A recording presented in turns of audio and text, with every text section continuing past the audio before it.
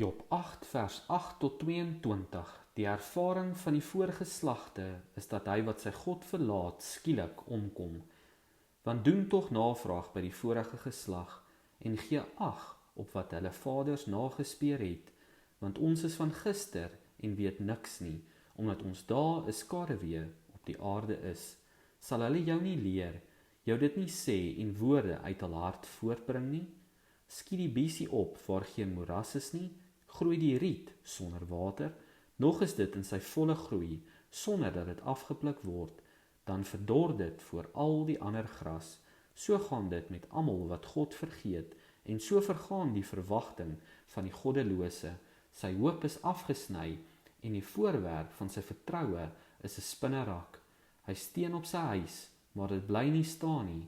Hy klem hom daaraan vas, maar dit hou geen stand nie. Volstap staan hy in die son, en sy ranke sprei uit oor sy tuin. Sy wortels is gevleg oor 'n hoop klippe heen, 'n kliphuis deurboor hy. As hy hom vernietig uit sy plek, sal dit hom verloon en sê, ek het jou nie gesien nie. Kyk, dit is die vreugde van sy lewensweg, en uit die stof sprei daar ander uit. Kyk, God verwerp die vrome nie, en hy vat die kwaaddoeners nie aan die hand nie.